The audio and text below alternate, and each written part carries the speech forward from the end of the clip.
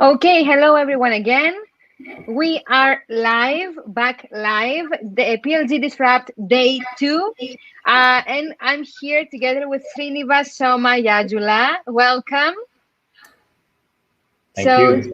Srinivas Somayajula is the head of product operations, monetization, and growth at Calendly. You all know Calendly. And he will talk on how product ops empowers product management at Calendly. So, at product-led growth organizations like Calendly, speed and quality of the decisions made by product teams is what drives growth. In this session by PLG Disrupt, Srinivas will explain how the forces of all teams together deliver an exceptional experience that continues to accelerate growth by investing in product operations as a critical enabler. Furthermore, it will be analyzed how the product operations team uses 4 key strategies to result in a preeminent product organization with exponentially impactful product teams. So, Srinivas, the floor is yours. Enjoy your presentation and you're free to talk. Thank you very much. Thanks for the opportunity, and hope everybody is staying safe and sane through the pandemic we're experiencing. But let's jump into it. I'm excited to talk to you all about how our product operations team is empowering the product management teams at Calendly. And like Despina said, I'm Srinivas, and I'm running the product operations organization for Calendly. So how are we going to spend our time together today? I want to do a quick intro, just a brief on my background, but talk a little bit about Calendly as well. And I really like starting a lot of these conversations with why are we even talking about product operations in a PLG company?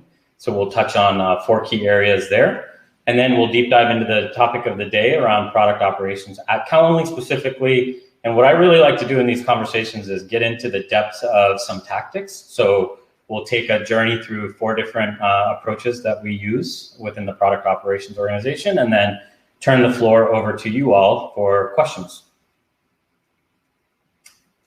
So a bit about me. I'm a software engineer turned management consultant turned product guy. Always curious, a lifelong learner. I'm also currently the acting head of product with Calendly. So I play a dual role of product operations, but also leading our product organization made up of product design and content. I'm also the former director of product at MailChimp, so I was responsible for the core email marketing platform that a lot of users have experienced around the globe.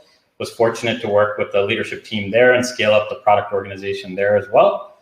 And prior to that, I spent a lot of time as a management consultant with Accenture, Deloitte, CGI, boutique firms like JBN and so on and so forth. So the summary of my career and experience has been I'm a technologist at heart, but business guy by brain and career, and I loved it.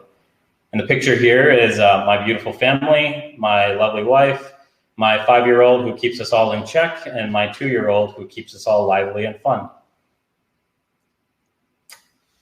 So a bit about Calendly. Simply put, we take the work out of connecting with others. I'm sure a lot of you have experienced our Calendly links or our Calendly subscribers as well. We are a founder-led hyper-growth PLG company. Our founder, Tope Awatana, started Calendly as a success after four failed startups. So has a lot of lessons learned along the way. Really enjoy working with him and the inspirational story there. And what I actually linked here for you is a recent podcast he did with Guy Raz on our national public radio on a podcast called How I Built This. Very great story, takes you through the entire storyline of his emigration from Nigeria and how he started the company and so on. So definitely worth taking a look. So let's step into the journey of why we're even here talking about product operations at a PLG company. So first, fundamentally, I love this Peter Drucker quote of strategy is a commodity, execution is an art. There are different flavors of this sort of quote. We also have one of our former presidents, Dwight Eisenhower, who says plans are nothing, planning is everything. Fundamentally, when it comes to any organization and any sort of operations function, we're in the business of making effective decisions day in and day out. And I fundamentally truly believe in my entire career, if I had to distill down the most important things we need to focus on in everything we're doing day in, minute out, minute in, effective execution requires high quality and timely decision making. So we'll talk about how product ops really enables that principle and powers that within our product teams. Second, another favorite topic of mine is cognitive biases. They're everywhere. So as a former product manager, as a former consultant, I've experienced this both as a producer of bias and consumer of bias when I work with cross-functional teams. So what I've listed here are some of the most common biases experienced by product teams, but I also love this visual. It's the Cognitive Bias Codex that really catalogs over 200 plus cognitive biases, and you can get lost in just reading about all of them and how, as humans, we're just flawed in our decision making. One of my favorite biases is the Dunning-Kruger effect that I'm sure a lot of product managers experience, and it's basically the inverse relationship between competence and confidence. So you might walk into a room where executives are there, cross-functional peers are there, and really making absolute statements, but you have to question and challenge the why behind them to really get to the root of it. So I can talk about how product ops is also a force function to make sure we're having effective, unbiased conversations about customers, our product investments, so on and so forth. Third, as a former product manager, I think I've earned the right to say this, but product is hard. No matter what size and scale of company you're at, the challenges might be slightly different and nuanced, but there's also a lot of common challenges. So what you're seeing here is just a competency model that I developed. And if you look at it at face value, product managers are in the business of knowing the business, knowing and leading the product, knowing how to get stuff done, and fundamentally knowing how to work with others. That's a lot. And like I said, different size and scale of company brings on different unique challenges across that spectrum, but product is hard. And one of my other favorite keynote speakers that I actually saw when I was in Singapore is Marty Kagan, who is part of the Silicon Valley product group, wrote the book Inspired and a few other notable books. But his lecture on product is hard is actually posted on YouTube, so definitely worth taking a look. And he double clicks and gets into 11 sort of pragmatic challenges that product managers face on a daily basis. Managing ethics when you're building products, planning versus prototyping, building versus defining the opportunity, all these sort of day-to-day challenges he describes as part of this conversation, and fundamentally titled Product is Hard. And finally, the fourth thing, while product is the forefront of the terminology in product-led growth company, but it's the overall experience that customers care about. So it's not just the product, it's the interactions with sales, with the marketing drips that we do, the customer success teams, the engineering team and the design team have to come together. And I really love this visual put together by productled.org that really encompasses that user experience is actually a stratification of what they don't see behind the scenes via the product that they experience. So we'll talk about how product operations at Calendly also brings and enables this capability as well. So in summary, the why are we talking about product operations? We need to get materially better at execution in any product organization. There are cognitive biases everywhere. Product is a hard job, and product-led growth companies, it's all about the overall experience for the customer. So product operations to the rescue, and I said a few times, we believe we're a critical enabler of product development at PLG companies. So let's specifically talk about product operations at Calendly and how we're approaching all of those challenges that I just talked about. So our vision at Calendly is to build a preeminent product organization with exponentially impactful product teams. And the way we do that, we want to empower our Calendly product teams to efficiently deliver high-impact, high-quality solutions for our customers' most critical needs. And I really love this picture here where I consider our product operations team to be in the corner of the product team to help them, to guide them, and to coach them to make sure they're successful when they're out delivering for customers and working cross-functionally with all of our internal teams.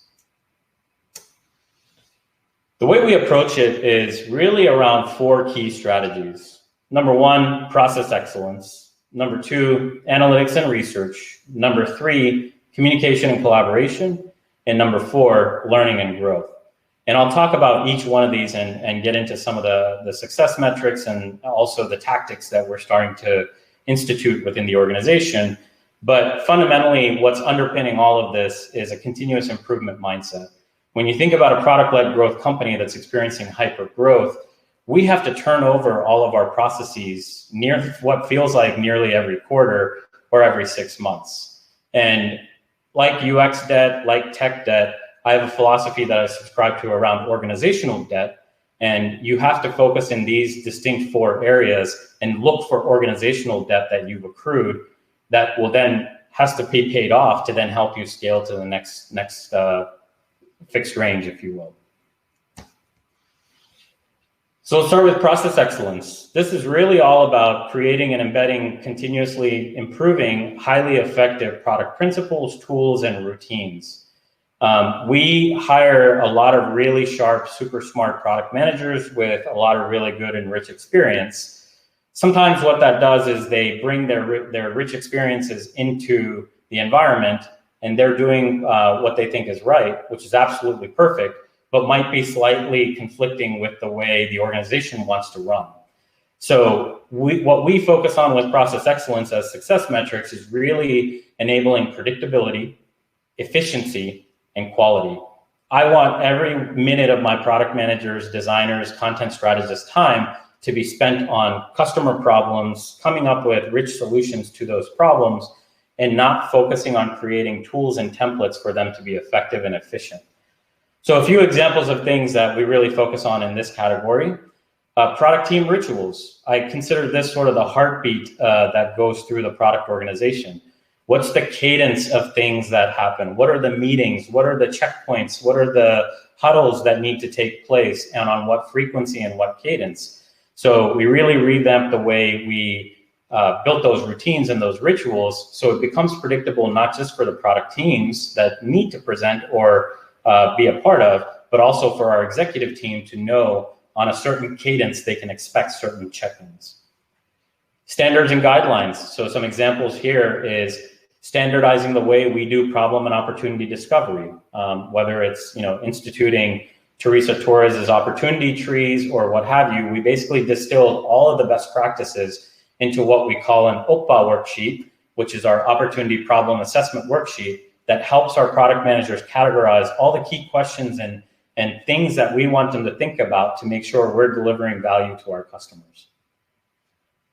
Another standard that we've developed as part of this is release definitions. So we adopt to a model where we're developing MVPs, viable products, marketable products, and lovable products. And all of our features go through that spectrum of releases. But really putting some definitions on how do you execute an effective MVP? How do you execute an effective marketable product? How do you get to lovable product? And how are you inserting lovability all throughout those experiences to ultimately deliver that great product experience for our customers? And then finally, tooling. I'm a big believer that process before tools, but sometimes tools can help be a catalyst for process improvement. So road mapping tools, instituting user feedback tools, centralization and standardization to drive higher quality decision making. Second category, analytics and research. This is basically enabling a system for us to collect, synthesize, and proactively identify meaningful and relevant insights to further drive our strategy and innovation. So really success metrics and measures I look at here are how much actionable insights are we producing? Are we aligning on the purpose of those insights? And generally, are we creating better alignment? A few examples here. Creating an analytics playbook. So what do we measure and how do we measure it across all of our different experiences within the Calendly platform? How do we do customer research and discovery? One of the things that I really focused on earlier was around cognitive biases. So how do I manage that as part of the central organization and product operations to make sure we're doing unbiased customer research? How do we do quantitative validation as part of that unbiased customer research and discovery? So how do we bring the qual and the quant together to help drive our strategy and our planning processes? Communication and collaboration. I will reference the prism that I showed earlier by productled.org that show the user experience is a culmination of all the cross-functional teams manifested via the product.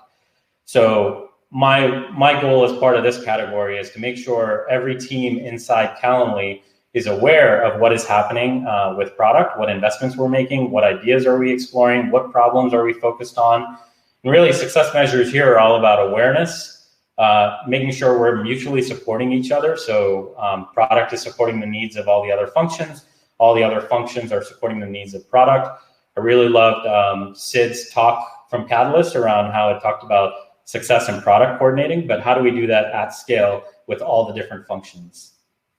So a few examples here, sales and customer experience collaboration. We as product operations sit on a forum called the Deals Desk, where we're working with sales, customer experience, engineering, and all the teams to review major customer things in the pipeline. It's not scalable for every product manager to be in those conversations. It can become a very expensive meeting, but we as curators of all the investments within product represent product's interests as part of that conversation. Overall process collaboration, like I talked about organizational debt earlier, we collaborate heavily with cross-functional teams as product operations to improve and continually improve all of our processes. Organization-wide communications seems like a trivial thing, but most organizations I've been at in the product capacity, it's definitely one that's underestimated in terms of effort. People within Calendly need to know what product is working on and what we're investing in and what problem statements we're thinking about. So we've instituted monthly frequent cadences on org-wide scalable communications. So we have something called a monthly product digest that gives a rundown of all of our releases, all the things that are being considered, product manager highlights, team highlights. It's very well received communication that gives all the functions they need to be successful and then plan accordingly. Meetings audits. Going back to the comment around organizational debt, we are hypersensitive to making sure our product teams and our organization holistically is focused on the most effective and efficient meetings and are having high productivity meetings. So we are also responsible for doing periodic productivity checks, as they call them, to make sure that is happening, and that's true. Finally, the underpinning to every successful organization is people, and we need to make sure our people are learning and growing. So as we institute a continuous improvement mindset with our processes and our organization, I have a strong philosophy that you need to put the same attention around people and product managers. So success measures here for me are we investing in growth? How much are we investing in growth? Is that growth effective? And finally, employee experience and engagement. Engaged people will go to the depths of the earth for you, and that's super sensitive to that. So examples here, product team rituals. We have rituals where we, in a safe space, bring all the product managers, designers together to collegially spar about investments we're making. Those forums are rich in dialogue about cross-platform considerations, cross-functional considerations, and everybody walks away getting significant value add from those. Similarly, design reviews, bringing the entire product organization together to collegially spar on designs and make sure we're delivering value, are a few examples of the rituals that we care about and under the learning and growth category. Learning and development, general principle around professional development, it is very individual based, but a few things that product operations can help at scale, we focus on high value communications, the art of storytelling, developing professional development plans for our individual product managers, and then investing in their growth within Calendly or through external sources are all areas of development as well. And a big thing I care about is successful products and innovation comes out of psychological safety and safe spaces. So investing in product culture to make sure we are delivering on that promise, creating safe spaces, leading by example, modeling behaviors all fall under the category of learning and growth, which is the responsibility of product operations. So to bring it all together, product is not for the faint of heart, but with product ops in your corner, we can bring some love. So just as a quick summary, why we need to focus on product operations in PLG companies, we need to focus on making high quality and timely decisions. We need to be sensitive to cognitive biases being everywhere. Fundamentally, product is a hard job, and product-led growth is all about the overall experience that you're going to present to the customers. So product ops can be there to help you. And one additional piece of advice I'll give you is, if you're thinking about spinning up a product operations organization, you have to be, number one, very intentional on what you will focus on, because if you don't, others will. So in my first 30 to 60 days at Calendly, I wanted to put together the 4 strategies that now you've seen, very polished, but I went through a very deliberate and diligent exercise to look at the spectrum of possibilities and the catalog of things that product operations can help with, but really distilled it down to those kind of 4 key areas. And if you don't do that, others will do it on your behalf, and that won't be a fun exercise for you. And really, just make sure that you are embodying the principle that product is a team sport, and product operations' job is to make sure you are an enabler and a curator of making that reality happen. So to turn it over to questions, I love to connect with folks, so feel free to shoot me an email or connect with me on LinkedIn. Oh, hi. Thank you so much. Yeah. It was a great presentation. Now it's the time for the Q&A. I have 2 questions for you. So the first one is, how do you think SaaS organizations can make product operations the main owner of PLG? Which procedures should they follow? Sorry, Lillian, you broke up in the beginning. Can you repeat, please? Oh, yes, of course. How do you think SaaS organizations can make product operations the main owner of PLG? Which procedures should they follow? Yeah, I would say, number one, if you're going to spin up a product operations organization, you need to start with getting executive buy-in, right? Seems common these days for a lot of things, but like all those things, product operations requires executive buy-in.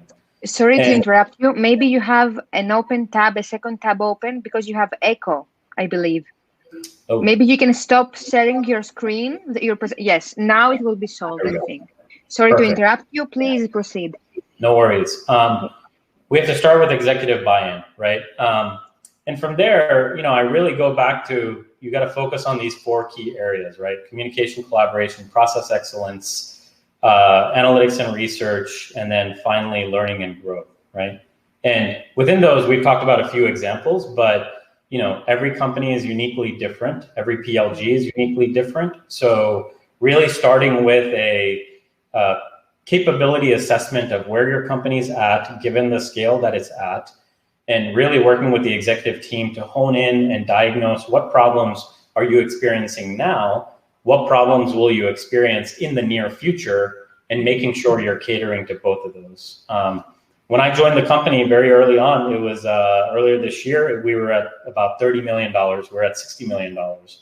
And $30 million experiencing growth is very different. So I had about 6 months to really figure out, what are the problems right now? What are the problems I'm going to have?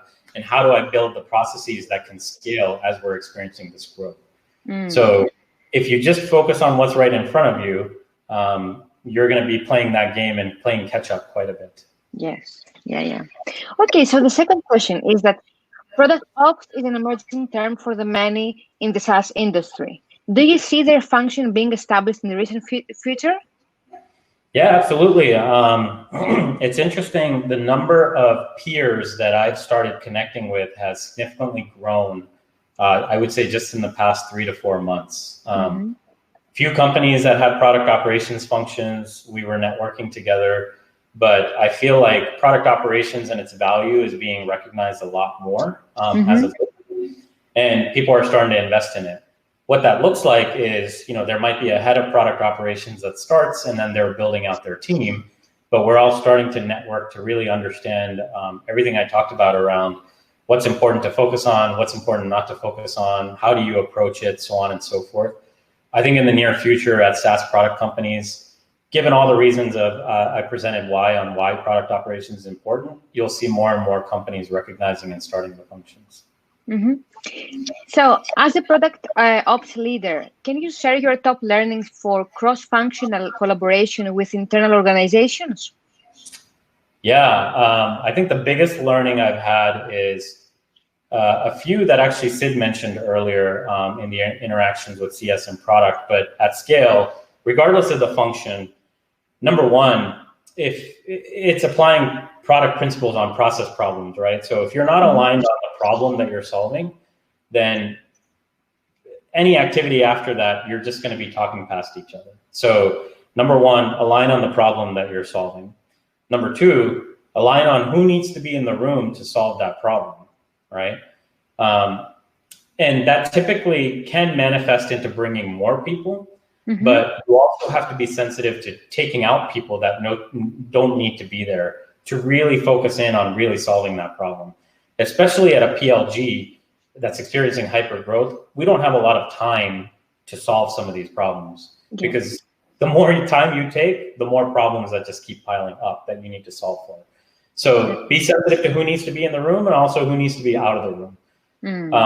Just like product is a team sport, process is a team sport, you need to make sure all the stakeholders are aligned on the resolution and also the plan to get the process adopted across your organization. So at the end of the day, align on the problem, align on who needs to be in the room, resolve the problem collaboratively, and then make sure you're managing the change effectively and considering who's going to be impacted by the change. That's solid. So a final question, I had the fourth question here.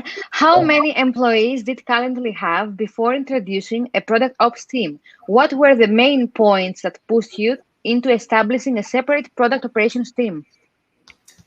Yeah, a little bit of this predates me on the history, but if I had to guess, probably hit a threshold around 100 people.